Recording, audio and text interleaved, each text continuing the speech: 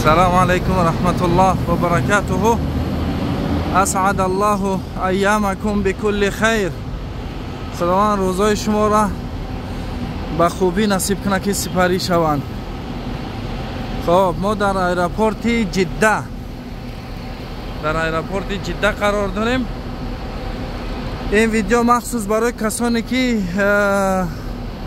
با ویزاهای توریستی میآیند، یعنی خچون عمره میآیند، تماشا میآیند.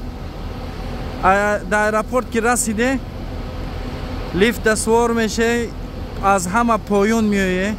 نه پایون در خور اومده، اگر جای نمی نوشتگیه تو اسکرین شات کنه اینجا میای اچراد میستی بلیط هم میخری 25 ریال. بعد میره اتوبوس سوار میشه، میره یکم اتاجه جای ماهیو ارانتیرو باشن. جای ماهیو هم لیفت قطع میشه و هم اسکالاتور قطع میشه. یکم اتاجنیک پایونی پایون ده خلاص. از ایرپورت میبرویه همجا اتوبوسا ایستادگن، مثل این خیلی اتوبوسا همش نه، بعضیاش نمی مثل اینای سرخ اتوبوسا ایستادگن. این اتوبوسا راست با الحرم هم میبرند، یعنی با کعبه الله را میبرند. 16 ریال ازی میپرسیم. سلام علیکم. هذا الى مكة 16 ريال، هذا 25 الى قريب من الحرم، قلب الحرم. با چیلا میبره، با هم پیش مسجد الحرم میبره 16 ریال بود. و دیگه اتوبوس بود نمیدونم ای 25 ریال میگه. خلاص اگر در تاکسی سوار شه تاکسی 250 200 300 میقفه. بعضی برادرها را تا 200 دلار میسا فریب کردگن. فریبگر هم بسیار برای همو الله تعالی حفظتون کنه. برادرها اپا تماشابینا کوشش میکنیم که ویدیوهای بسیار تطبیقات نپرتویم، ویدیوهای مفید پرتویم، یعنی فایده‌ناک باشه برای شما رو در زندگی. این همی اتوبوسان انشالله شما را راست میبرن به الحرم. بعد اونجا اگر بخوای عمره میکنی، اگر سونکت اومده باشه، اگر سونکت و رنگ سونکت من بسیار ترک باشه، اگر در این حالت به الحرم که رفته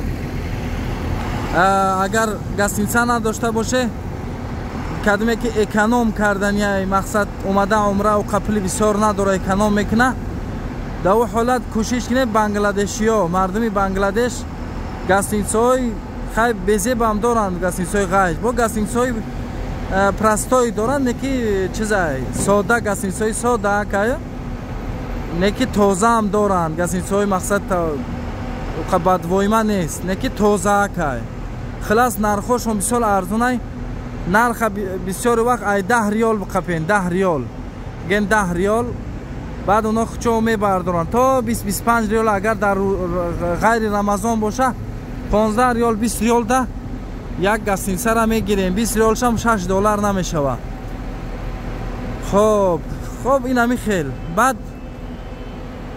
با بسیاری جاها هسته که اگر فراموش نکنیم انشالله سیومکه میکنیم با شما میپرتویم که چخیل آدمی که پول نداره اکنوم کنه، یعنی در پولی کم روز شب بگذرونه، مقصد با پولی کم اومدگی عمره کنه، تماشا کنه بروه گفته.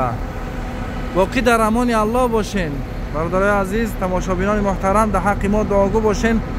در روز دیگر برای رمضان موندگی، برای تمام شدنش این روزها را غنیمت بشمارین. قرآن بسیارتر بخونین، ذکرها، دعاها. الله متعال همه شما را سربلند نگه داره، موفقیت در کاراتون. الله متعال در این روزهای سختی که بسر ما، اولا بسر ما مسلمان ها اومدگی، به همه تو معلومه چه وضعیت بسیار سخته. الله متعال سختی ها را از سر ما دور کنه. کسانی که در مصیبت گرفتارن الله متعال صبر جمیل شون عطا کنه. و بعدا تاجیکای ما که الان در روسیه بسیار در سرشون فشار آمده است، در ترکیه بسیار در سرشون فشار آمده است. انشالله این روزا گذراندن، این روزا میگذرند. بعد از هر یک شب سیاه روز میآید، هفته میبروید انشالله.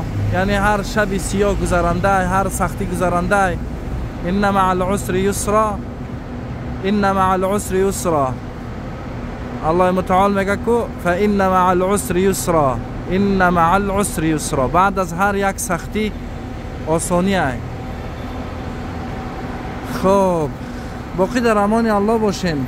السلام علیکم و رحمت الله و برکاته.